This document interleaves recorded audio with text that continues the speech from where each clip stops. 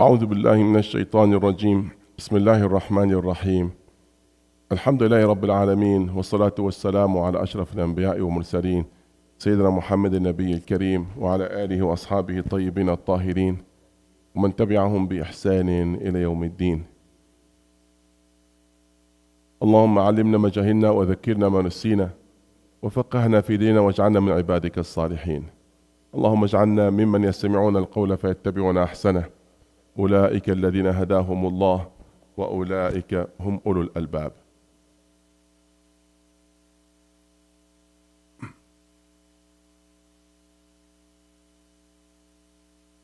The clear practice. This is the title for our session, as it's very important. As we know, clarity is power, and always try to go by clarity. And that's to give you satisfaction, to avoid any doubt. As the Prophet said, Al-halalu bayyin wal-haramu bayyin wa baynahuma umuru mushtabihat. Halal is clear and haram is clear. However, there are matters in between are doubtful. And how we should deal with doubt. The Prophet told us how we should deal with that. دع ما يريبك إلى ما لا يريبك. Leave those matters had doubt about to others has no doubt about. This is, the answer of the Prophet ﷺ. Leave all matters has doubt and just focus on things has no doubt. Now, let's say I have two areas, white area and a black area. Let's say the white area representing the halal, the black represents the haram, and I have in the middle a gray area. A gray area representing mutashabih, the matter that is doubtful. Where I should place the gray area, on the top of the white or on the top of the black? Do I consider it from the permissible and the halal side, or I consider for the area that's not permissible? What do you think? The doubtful matters. Where I should place it? Let's assume that I'll place it on the white area. What's gonna happen? There's no white anymore. I have a gray and a black. And that will bring doubts always in my heart. The area that I should keep clean, not be messed up, the white one, I should not really, ruin it by the mutashabihat. If I have a mutashabih, I'll put it in the black area. Because if I keep it on the white area, I'm going to have a gray and a black, and over the time, I will have a black and a black. No white anymore. So it's very important, my dear brothers and sisters, that we know how to deal with the mutashabihat. One time the Prophet ﷺ was walking and he saw a date. Just one piece. He said, I'm just afraid that it'll be part of sadaqah. I would take it. Just for your knowledge, Prophet Muhammad ﷺ is not allowed for him to eat from sadaqah. He's allowed to eat from hadiyah, from gift, other things. But if somebody give him something as a sadaqah, he will never eat it. So he said, because I'm doubtful, I have just a little doubt if something was dropped in the street. I'm just have to be extra careful because it might be that malu sadaqah, that's part of the sadaqah, I would take it. But he didn't. So he's teaching us that to have to leave all doubtful matters and be careful about that.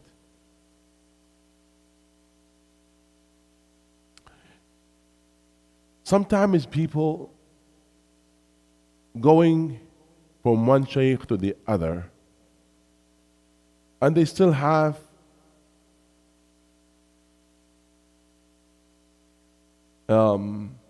something, I don't want to say doubt or not satisfaction, they have something in their heart, they are not actually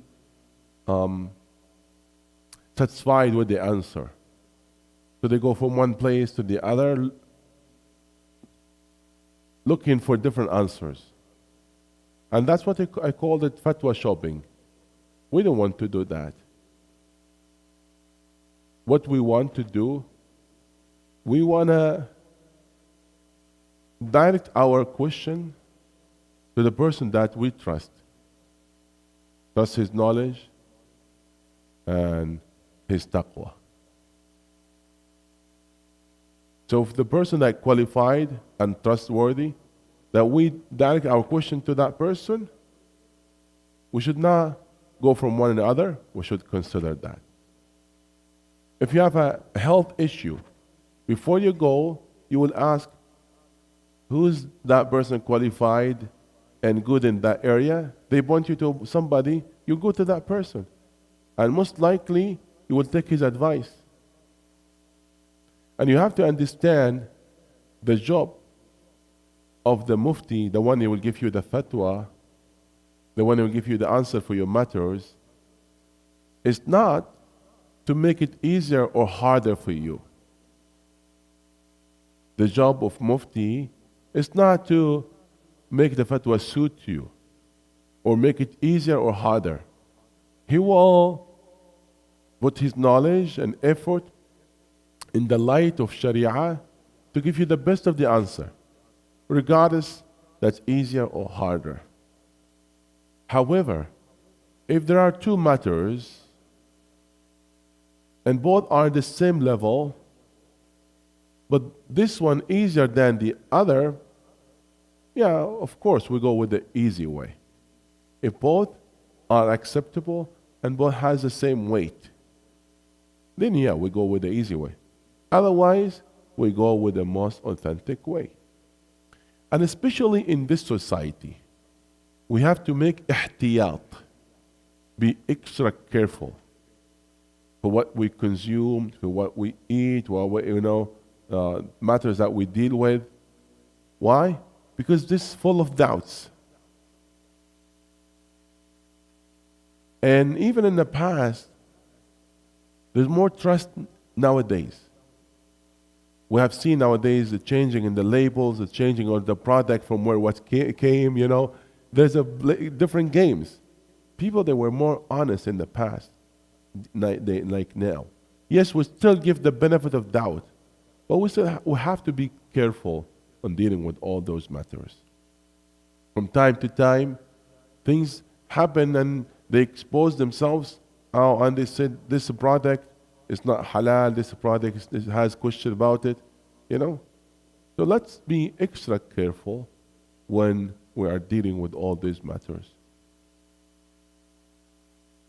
I'm not saying, it became harder, No. The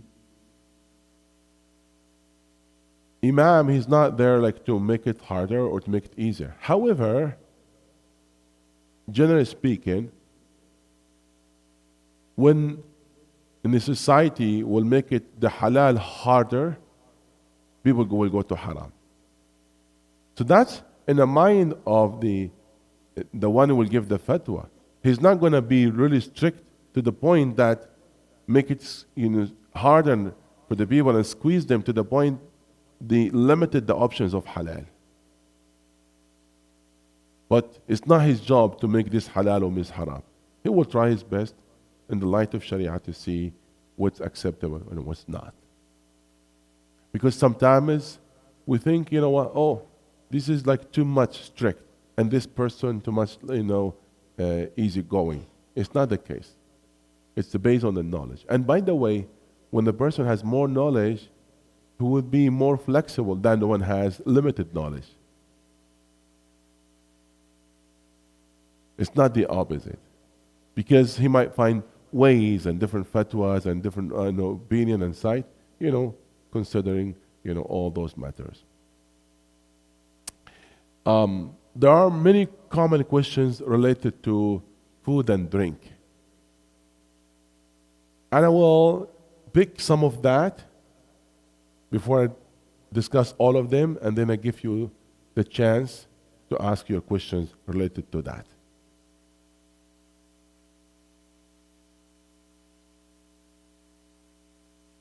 Just yesterday, somebody asked me, he said, I'm working on Uber Eat, and I'm delivering food. And some of that's non-halal items. It could be pork or non-zabiha. Am I allowed to do that? Definitely, yes. There's no restriction that you cannot carry non-halal item, except there's one restriction for alcohol. Alcohol, that you cannot even carry it. If you know that's alcohol, and if you're able to say no. Sometimes it's not your options. However, all other items, there's no restriction in Sharia that tells you you cannot carry pork, you cannot carry non-halal meat. There's no restriction in that. We have to differentiate between the owner of the business and the worker. The worker could be the one working a cashier or working on his car to deliver the food. Regardless, he's just working for hourly or just for gas, or not the owner of the business. When it comes to the owner of the business, it's not permissible for him to get profit from something is haram. You get the differentiation now. We're not talking about the owner of the business. The owner of the business cannot earn money from something is haram. As the Prophet ﷺ said, قاتل الله اليهود حرم الله عليهم لحوم الإبل فجملوها أي باعوها فأكلوا ثمنها. من هذا الحديث أخذ العلماء أن كل من حرم أكله حرم ثمنه. So the Prophet ﷺ said, may Allah curse those tribe of Jews where Allah forbid for them to eat the camel meat. So they trade with it and they ate its a profit. And from that hadith and other hadith, the scholars extract a rule. قاعدة فقهية. Everything it's forbidden to consume, it's forbidden to make a profit from it. Okay? Yes, there are some exceptions on that, but it's not the time not to mention, but that's a general rule. So the owner of the business, he cannot sell something haram for him to consume, especially if that is harmful. That's an extra reason that he should not sell it. So that's for the owner of the business. When it comes to the worker, he's working to put the things on the shelf, he's working to scan the items as a cashier, or to carry it from this location to the other location. Those people, it's not haram for them to do so, except carrying alcohol, as I mentioned clearly. Now, is that the best option and the best job? No. But is that halal? Because he's earning from his time and effort, It's not earning from the product itself. His money is not coming from the product itself. Okay? So, it's fine for him, to deliver. Is that clear? Okay.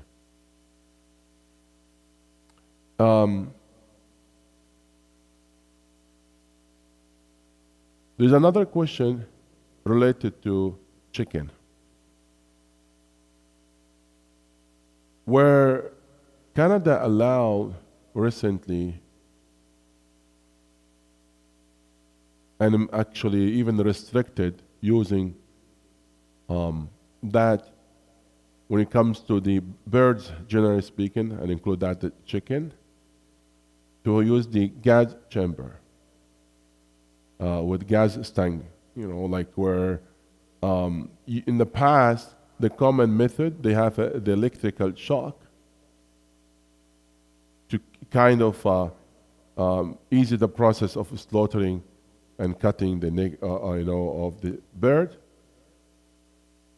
That is fine, the electrical shock, because they control the volt, and for 10,000 birds, there's a chance that one bird might die because of that. So it's almost nothing. And even they do extra step where they have workers on the line. When they look and they see any change of the color of the meat, it might be that the one died because of electrical shock. They remove it from the line. So that is fine,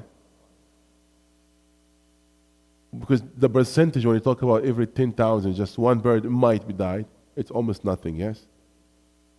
But from the gas, when the percentage over 50, where here in Canada it's a 70, 95% the bird would die. So when they have that in the line, when they come after that gas chamber, there's a 95% that chicken died already before slaughtering. So we have to be careful with this. Many of those chicken label halal using that method. After that, it doesn't matter, it's a hand slaughtering or a machine slaughtering. It's already dead animal, already maita. Do you understand what I'm saying? And how you differentiate? When you come to electrical shock, if you leave it without slaughtering, you will see the movement of the bird and comes back. But many scholars, they have witnessed that when they use the gas method, then they took many of those birds as samples from different locations, none of them get the life back. It's already dead. We have to be careful about that. Now, you would say, I don't know. Yes, that's not your problem. If it's already labeled halal, the first assumption, that is halal. You're given the benefit of doubt. So do not assume the haram is first. If it was labeled halal, consider this halal. Unless you have other information from other source that they have not clear method doing that. So do not blame yourself. Do not say, what, I'm not going to eat it anymore. No. And we're not saying that. It's not your problem. You don't have to concern about that. So you can eat it. However, if you get the knowledge that company using that method, then after that you stop eating from them.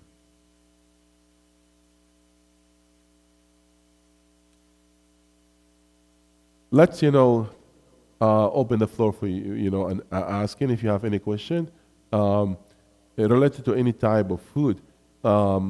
Like there's one actually brother, he texted me, he said about a small percentage of alcohol in the product, which could be 3% or less. And actually a practical question where the ice cap that being sold at Tim Horton, they have 0.5%, less than 1% of alcohol. And they said that to preserve the the flavor. They need that. Is that percentage within the permissible things or not? Okay.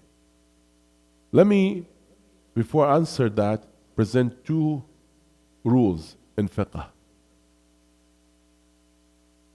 The first قاعدة فقهية, we call it حكم التحول أو الاستحالة. Which situation you consider? The initial condition or the final product? That's what we look at it. Which one you look at it? We find in the Quran that Allah subhanahu wa ta'ala said, من بين فرط ودم لبنا خالصا سائغا للشاربين. So when Allah talked about the milk, He said came between the waist and the blood, which najasa, impurity.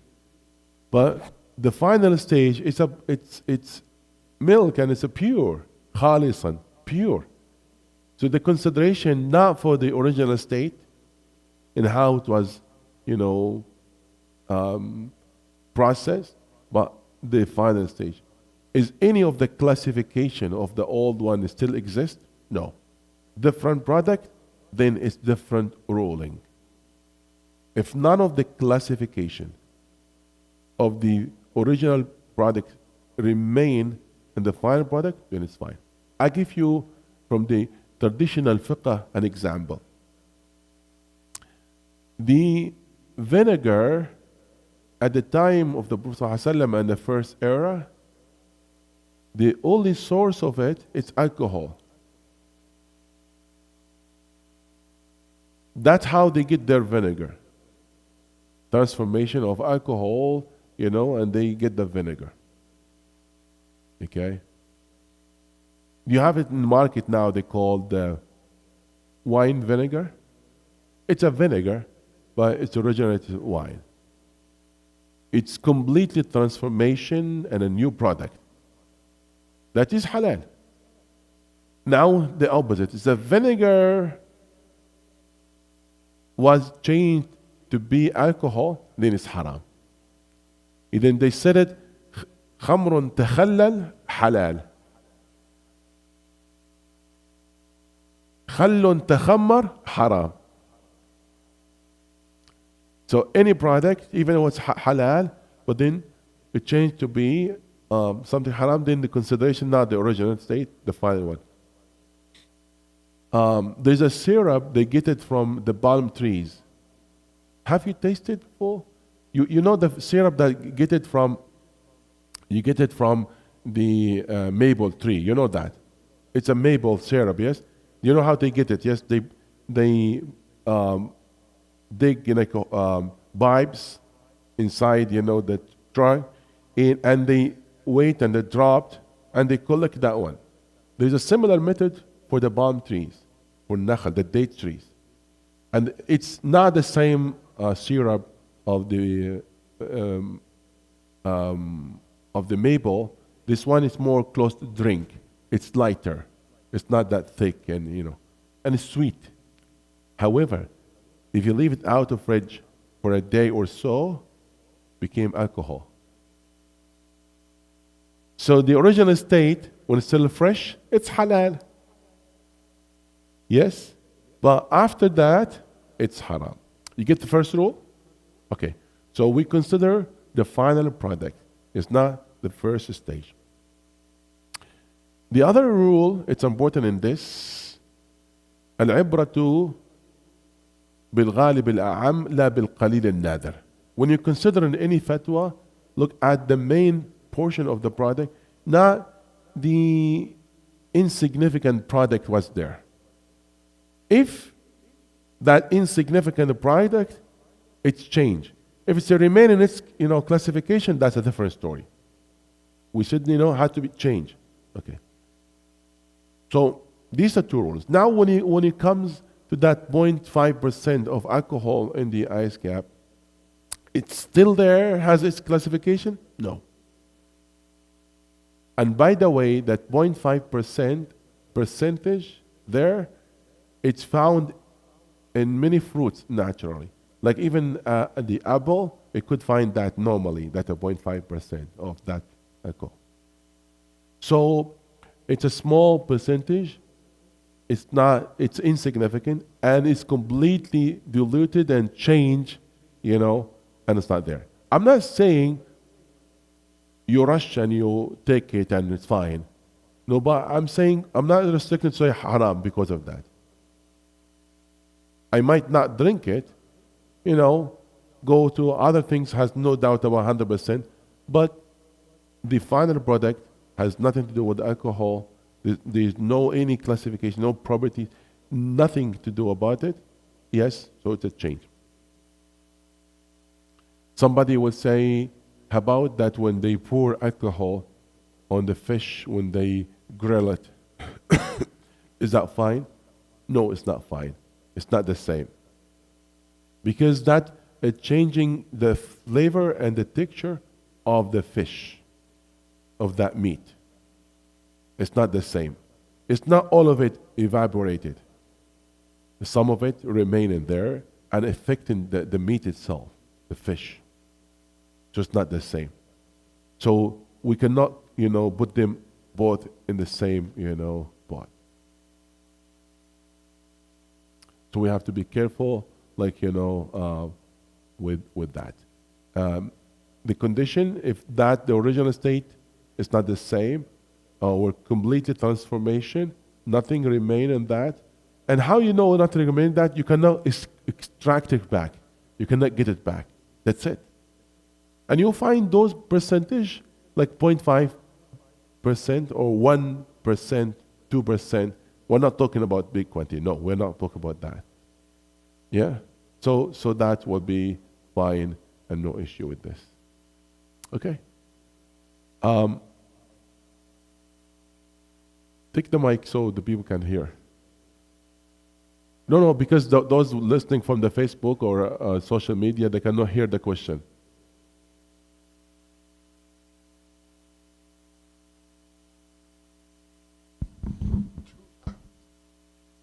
For older.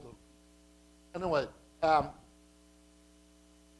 there's some company for chicken are safe. Safa one of them.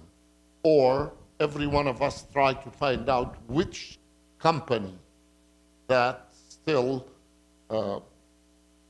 use electric or gas.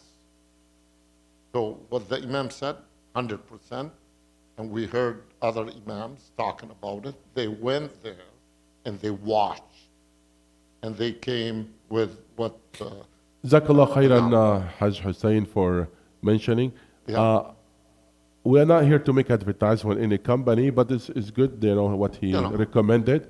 I don't have a full list which one doing this or that, but that's your homework to find out, And you can pick the phone and ask. Most time there's a phone on the product, you just pick the phone and ask if you have any clarification. If they tell you, even they were liars, that's their problem, not your problem. Okay? Yes. Yeah. Another thing I want to mention. May Allah forgive me. We are not supposed to go to Tim Horton anyway, whether there's alcohol in it or not. We're supposed to boycott. Yeah. And boycotting is... Yeah, but regardless, see, yeah. Jazakallah khairan. There are something really important that we understand. Jazakallah khairan. There is validity versus morality. When it comes to fiqh, most of the time they will tell you about validity. They are not discussing much about morality. There is, but not much. They will tell you this is valid. And I could give you a list of examples. The matter is valid, but is it moral? That's a different story. Somebody have stolen a water, a water to make wudu. Is his wudu valid? Of course. If he brought all the condition, he made the fara'id and sunnah as validity is valid. Who am I to say it's not valid? He made all the condition there, wajibat, sunnah, yes? But is that moral? No. That's another aspect. We have to look at it when we look at the matters. And always I prefer that to be there. Before, when I'm coming, I receive a question from a brother. He said, it's not related to food, but related to marriage. And he said, is the divorced woman required a wali? I said, in terms of validity, no, it's not required. But morally, she should inform her family. What's the point that the family there are not sharing her happiness and taking their advice and their feedback and opinion? We're not saying it's a condition. You as a man, imagine you go and you get married without even telling your families, your friends, and nobody. Everybody will be upset from you. And they will tell you, why are they upset? It's halal. No, but it's not moral. It's not from akhlaq, not from our manners.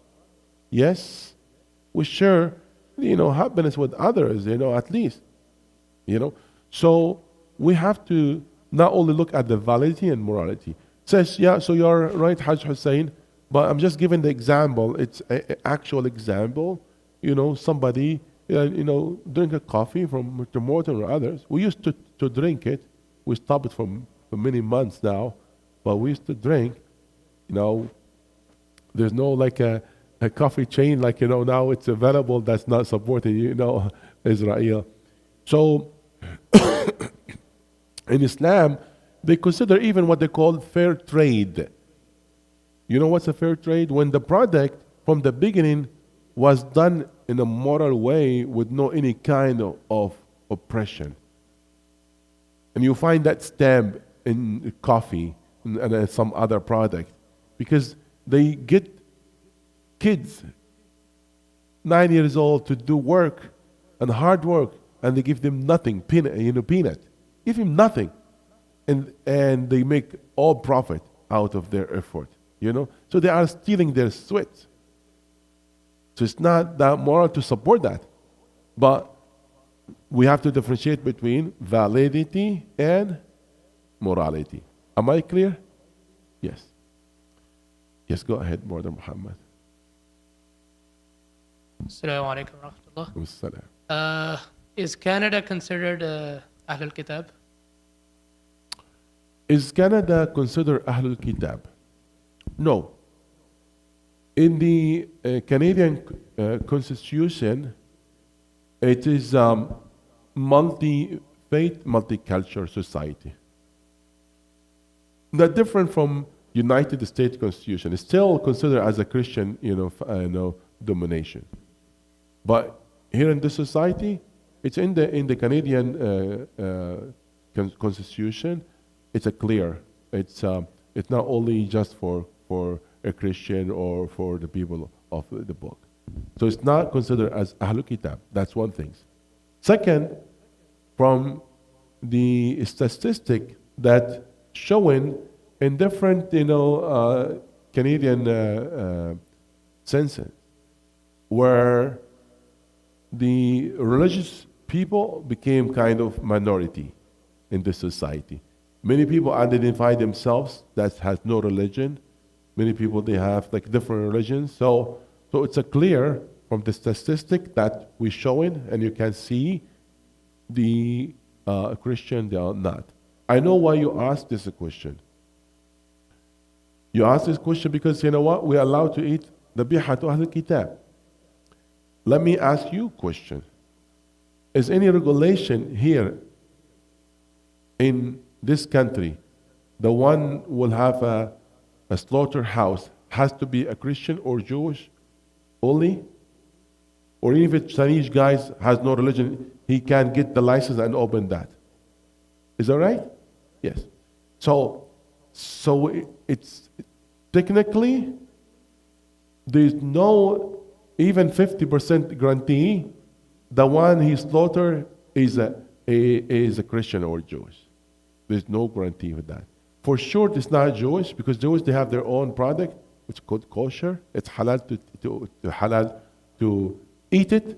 I'm not saying you buy it now, especially you support them, but it's halal to eat kosher. But the other meat, there's no at all any guarantee the one he's slaughtering is Christian. However, in terms of the meat, it's not only we're looking at the person who is slaughtering. I'm asking you a question, Mohammed. You are slaughtering for yourself. For yourself, aqiqah or others. You're slaughtering for yourself.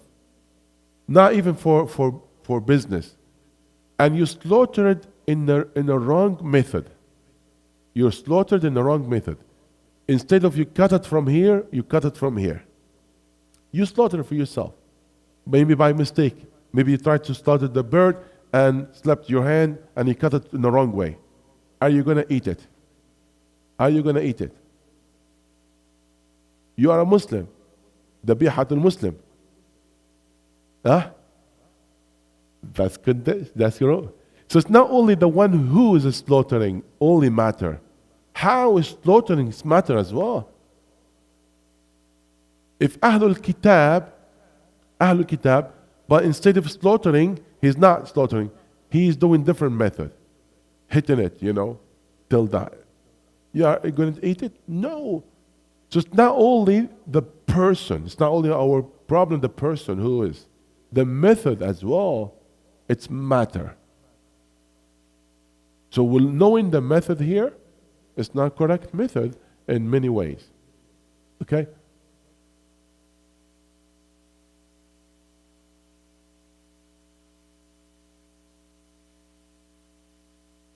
I just said now, kosher, you can eat it. I didn't say that. I say, the bihat al-kitab, you can eat it. I didn't say no. Jewish, you eat from them. They are more strict than us in the way how they slaughtering.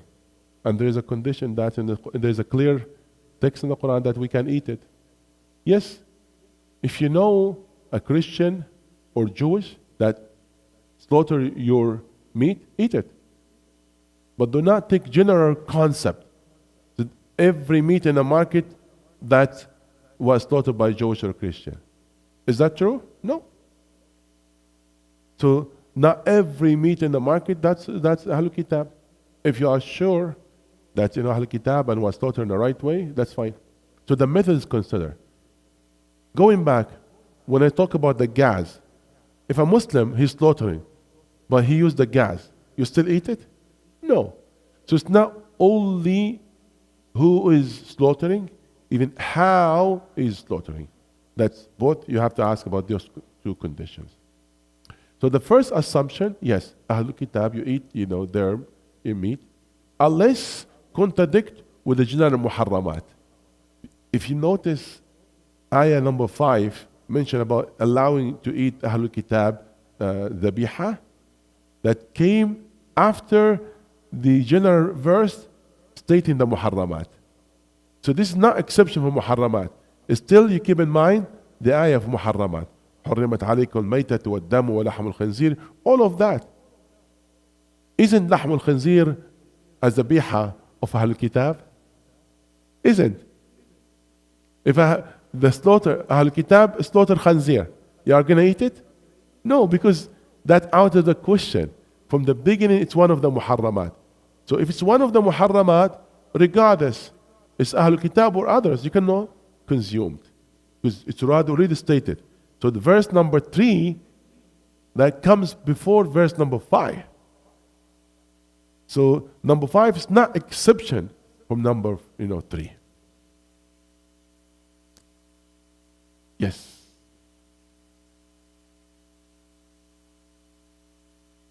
Assalamu alaikum warahmatullah. A question about work. I'm a limo driver. I work for a company. They own the business, they own the car and everything. And the other day I had to pick up a group of people from Toronto. And they went Niagara, and then Niagara in the lake, and then they went winery, and they brought wine and liquor from there. and I had to carry these into my car. Even I had to lift it with them, but I didn't. It's out of. So we mentioned that at the beginning. Yeah. Alcohol, if you knew that it's alcohol and you're able to say no, then you should not carry it. If you don't know, you don't have to ask. In Sharia, you don't have to ask the people, oh, tell me what's in there. No. If you don't know, you don't know. Okay. If you don't know, no blame. If you cannot, say no, let's say, even if you own the car, well, you have the contract with the company and the company not going to change that contract, you have to, take those people.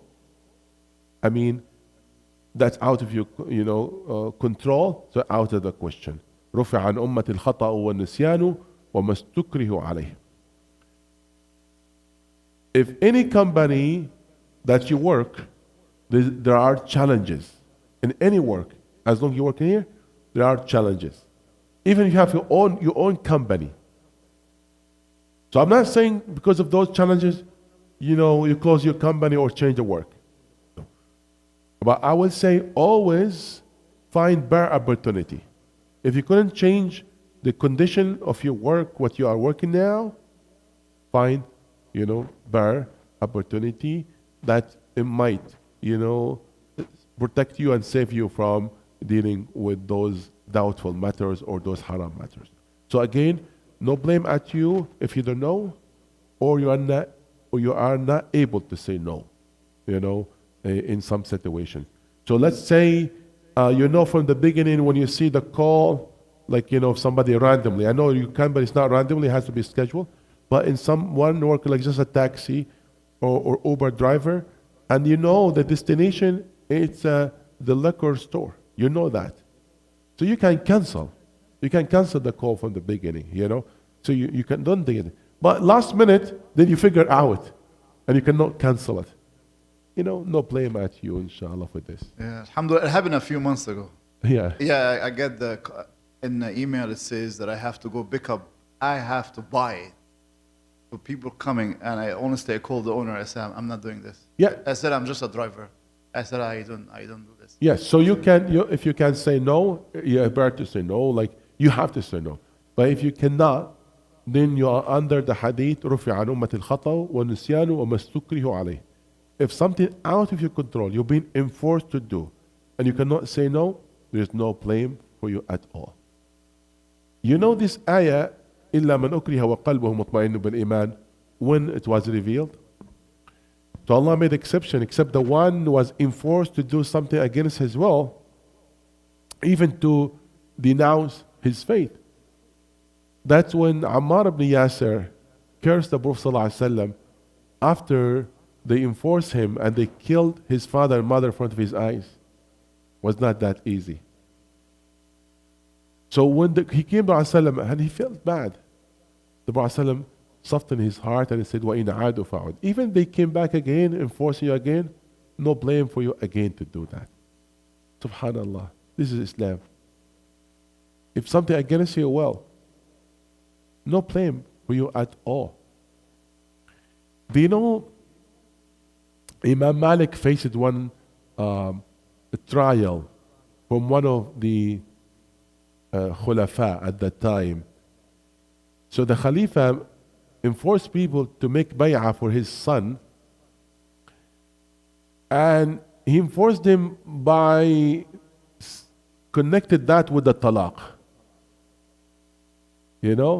So he insists people to swear by talaq that they should give bay'ah. Imam Malik said, talaq al-mukrah laqa. It was enforced to say the talaq against his will does not count, which is true. And he was beaten until his shoulder was displaced. That's Imam Malik for that fatwa. So, yes, why you enforce people? People, they might say the talaq because they are afraid from the consequences if they said no. But that does not count. And he stood, in the right way. So again, if you were enforced, when I say enforce, That means you have no other option. If you have other option, no, it's not. That's not count as a ikrah mulji, as enforcement against your will. So if you have other options, then that's not enforcement. That might be a pressure, but not actually ikrah. Okay? Yes. You have a question? Yes, go ahead. Assalamu alaikum. Alaikum assalam. I wanted to ask about doing wudu while fasting. So when we do wudu while in fast, 5 minutes. So we are talking about the food and drink and work, but that's fine. So you might you ask about wudu to exaggerate in the madmada and istinshaq. That's when you're No. fasting. Okay. No, but it is related to drink. Yeah. So, In the normal time when you make madmada and istinshaq and istintar, you do it. I don't want to say aggressively, but with tense. You do it like where you make sure you clean your mouth and nose, okay? But in the fasting, you do it gently because you don't want to take a chance that you swallow water unintentionally. okay, thanks. So after 5 minutes of the wudu as well, we find a lot of water in the mouth, even after 10 minutes. That's to be honest, that doubts comes to you. It's that doubts comes to you. You should not think of that and do not consider. Okay? So if you told me like right after there's a moist, in my mouth or something, I might say that related to wudu. We're talking about 5 minutes, and 7 minutes. No, you don't have to worry about that. In fact, the scholars allow the person that's striving in the hot weather to make madmada even if it's not time for wudu. Okay? So you don't have to worry about that. There's a here. And then. Assalamu alaikum. Just wanted to ask the question on cheese, yogurt. But let me go back to the brother. Do you experience the doubt that comes in wudu more often and related to other matters? Like when you make wudu, is in doubt comes to you, say, I might not having a proper wudu, let me repeat it again. You have that experience? No, alhamdulillah. So, yes, you might be extra careful, but you don't have to worry about, that. When you really sometimes extra careful, you make it harder for yourself, that's bringing negative thought to you. So avoid that. Yes, go ahead. Question on cheese and yogurt and other milk products. Some of them have the kosher symbol, others don't. So what is the ruling? Like we can eat all because you said like if the original form has changed. Yes, and what are those chemicals we should look for? That's one of the examples that the scholars mention. They called about manfahatul ajl. Yes, so in order to make the cheese, they need to get special enzymes, from the animal, and it's a little with 1,000 liters. There's no guarantee that comes from halal meat, So that's how they discuss and they make debate. Some scholars, they said it doesn't matter. All of them are fine, because it's insignificant and it's diluted and dissolved in that product. So they said it is permissible. Some others they are more strict with this. Yeah, it's a debatable matter. So in this case, like what should we do? Like should we eat it, not eat it? What's the option? It is fine. However, there's many other products that we have to be careful about it. It's not only this. I could share it with you. There's different enzymes and different products that some of that we have to be careful about, some is not. So it's not only about this. But if it's only about this, then it's fine. But there's other things, are related. I'm not sure maybe we can share it in Facebook or WhatsApp. I have the list of those ones, or I can forward to any one of you that you want, that all those products to watch when he will buy those products. And the chicken question, like chicken thing that you talked about in the starting. So if it is confirmed that it has been like not done with the gas but with the electric thing, then is it it is permissible to eat both hand or machine slaughtered, or is there also like it's better to eat this or like that? When it comes to bear, of course, the hand slaughtering is always bear, but it's not always available, and not always the case. Even when you go any gathering or any even Muslim gathering, it's not the case that you guarantee that the chicken will be hand slaughtering. Okay. To be honest, in some Muslim countries, when you look at the hand slaughtering, you more chance you'll find hand slaughtering chicken here than even back home. The common method back home, it's machinery. Like they use almost same factory that here and there. Because they do massive, slaughtering in a day. And they do the machine. So that's an all discussion between scholars. Many of them, they are not restricted, and they said it's fine.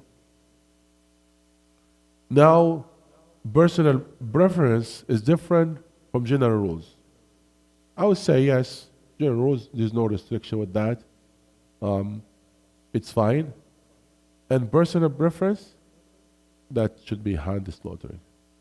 Okay?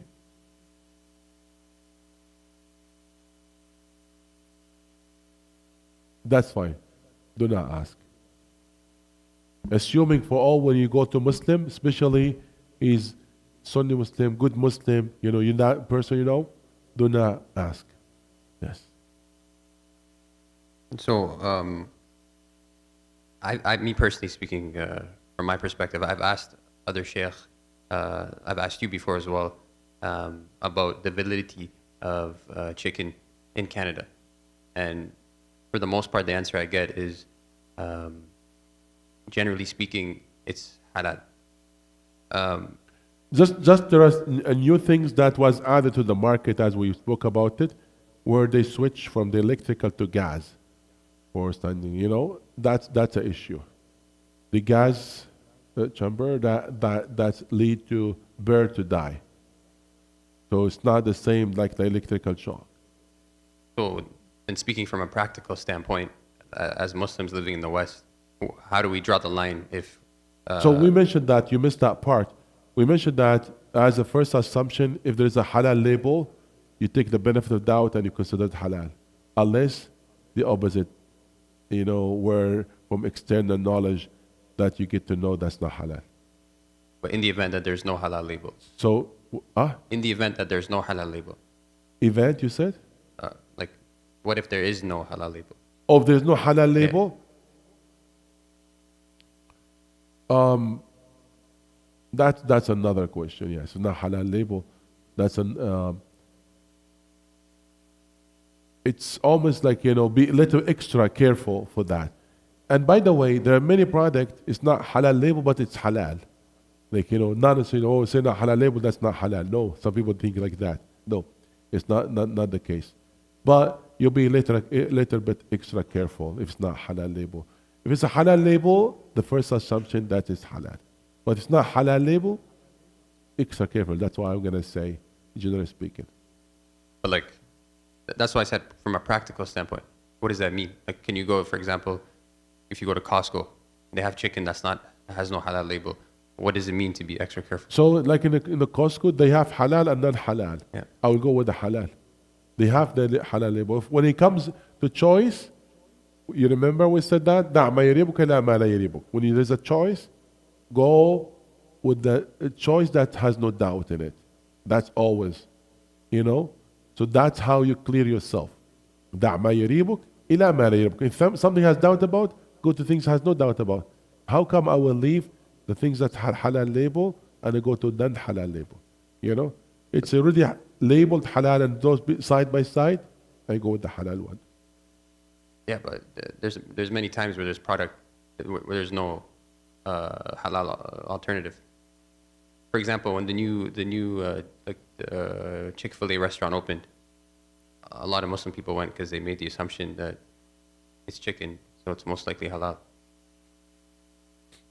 When it comes to chicken, it's more flexible than when it comes to other type of meat. However, the new amendment for allowing the gas and they put it 70%, this is where making us going back to the old answer and making question mark. This is the problem. So even you said it, you asked me in the past, I was more flexible to say, you know what, that's fine. Any chicken you go, fine. But now the problem, we start doubting even what's labeled halal because of the gas. You get my point?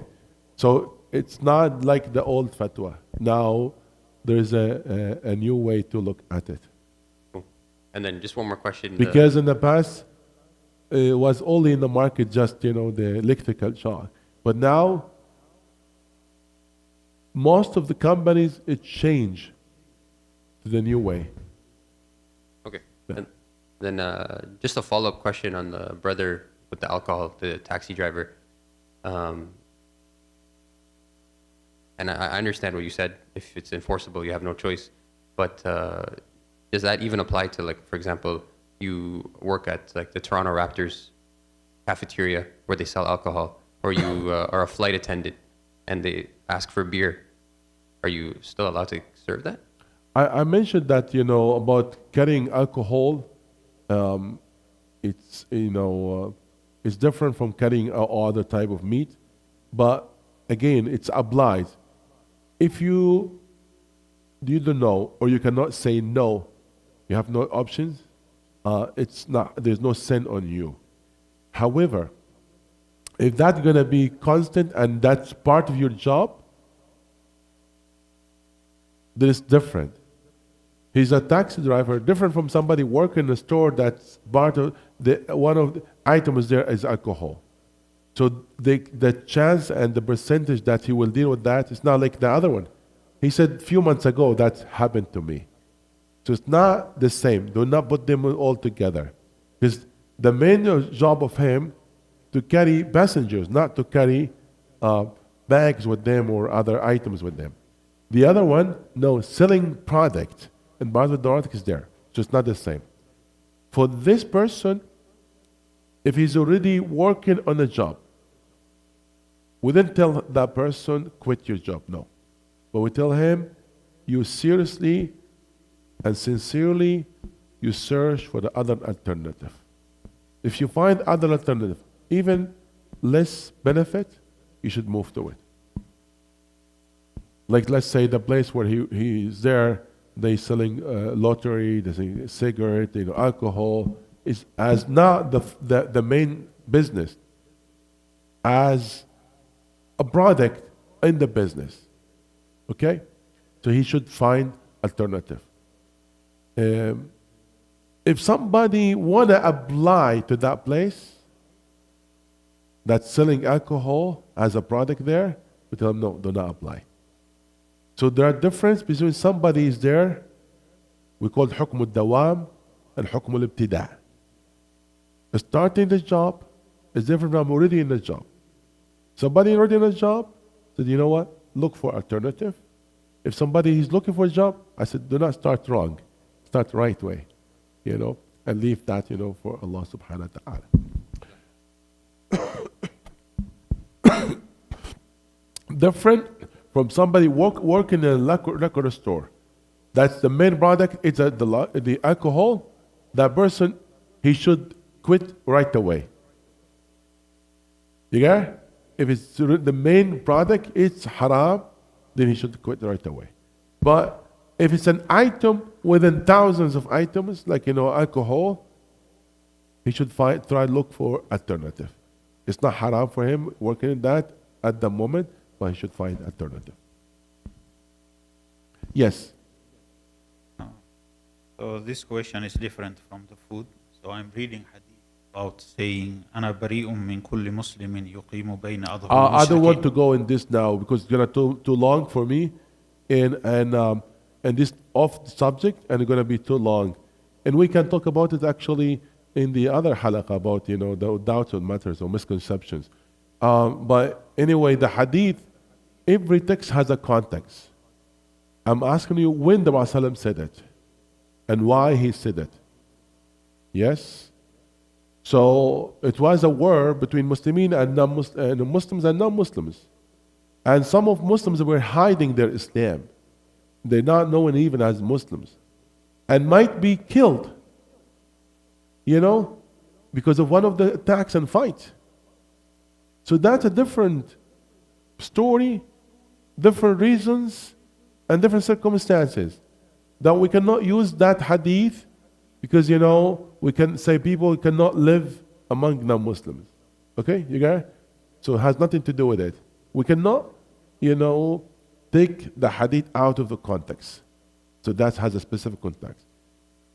We use the hadith that the Prophet sent the people to Habasha. And Habasha, majority are Christian. But this is not the question. The question, when now they have safe shelter in Medina, why the people of Habasha never move right away? Ja'far, he stayed 8 years after the hijrah until he came and meet with the Prophet. So why he stayed 8 years after the Prophet have the Medina and that in Islamic state? Yes? And did the Prophet blame him? Did he say anything to him? Did he tell them move right away? No, he didn't say that to them. So that's a long discussion, a long topic. We mentioned that before, but I hope that will answer you at least. Okay. Sorry. آية كنا مستضعفين في الأرض قالوا ألم تكن أرض الله واسعة فتهاجروا فيها. Yes, and sometimes in a Muslim land, you cannot practice your religion. You cannot pray. Then it's must for you to leave. Muslim land, you cannot practice. As happened in one point in Tunisia. And some people, they cannot pray Fajr. And some, women, they cannot wear hijab. They make it hard for them. In one point, like in the early 80s. So you cannot practice. If somebody in the Muslim land, he said, you know what, if I want to move, I will move. So it's not about, where you live. Can you practice your religion? If you can't practice your religion freely, you're safe for yourself and your family, it's fine. No issue with that. It depends. So for some people, it's haram to them to stay, because that's the main reason for them to lose their religion. Yes. And some other people, they are fine. All scholars agreed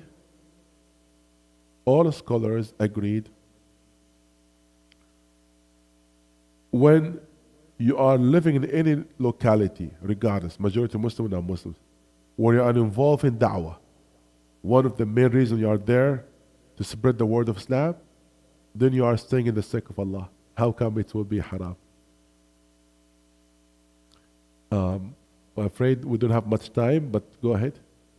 I have just one question. What is the difference between machine slaughter halal and hand slaughter halal? Because I have heard like HMS certified things are hand slaughter halal. I mean, like I just mentioned it. When you have a hand slaughter halal, like hand slaughtering, it's the highest standard, where nobody will question that. So that's out of question. Out of question. There's no any doubt about it. But now that the question is the machine slaughtering halal or not? That's a question. Many scholars that said it's fine. If you want to, those scholars, like in almost in every region of the Islamic world. It's not only here in Canada. I want to talk about it even here, and that all discussion, not even now. So they are allowed that, they allowed that long time ago. you say, you know what, I don't have to do that because it's easy for me to find the hand slaughtering and I'm okay with that. Go for it. That's fine. Yes, the last question, brother, and we end with this.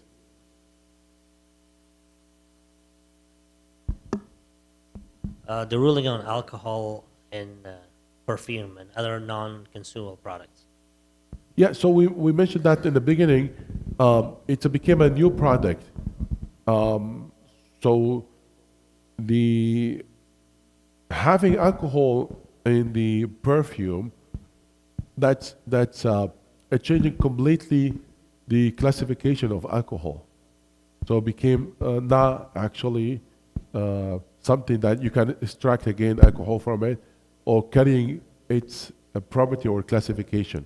So it's a new product, it's a new rule, will be fine, no issue. Yep. You don't have to worry about it. Last question.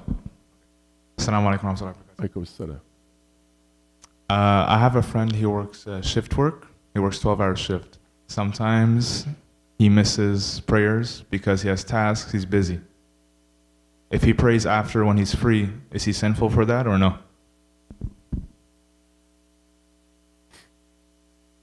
He's working a shift? Yeah, like 12 hours. And sometimes he's missing prayers. Yeah, like sometimes he miss it by like, let's say 30 minutes, and then when he's free, he prays it right away, like as soon as possible. What do you mean like miss the prayer with the 30 minutes? It's out of the time when the next prayer arrive? No, before the next prayer arrive. Yeah, so he's okay? not missing it actually. He's not missing it. So every prayer has a window. Salah is a wajib muwassa. So it's not wajib mudayyiq, where you can perform it multiple times within its time. When the time comes, usually and generally, you're speaking before next prayer arrive, it's still within the time. However, the window time for the prayer split where the permissible time and the necessity time. It's still within the time, but there's a permissible time and there's necessity time. The optional time and necessity. The person has no necessity should not delay the prayer out of the optional time. You should not come to the necessity time with no reason. The Prophet said, "As-salatu awwal waqti ridwanullah wa akhiruhu maghfiratullah." Allah will be pleased with you if you pray at the beginning of the time, and Allah will forgive you when you pray at the end of the time. Forgive you, that means it's a sin. If you are not part of the people of necessity. So if it's not out of necessity because the time is scheduled and they not allow him, so he can pray, still can pray with no sin. Yes. May Allah bless you all, inshallah. And next Saturday we'll meet. But let's focus on the masail and the issues that relate to one topic so we can answer as much we can the things that relate to that topic. And feel free from now until next week to think what's most important topic that we need to discuss. Any topic. We can talk about food and like now to food. We can talk about dress. We can talk about work. We can talk about any salah. Any topic that's a common frequent question related to that.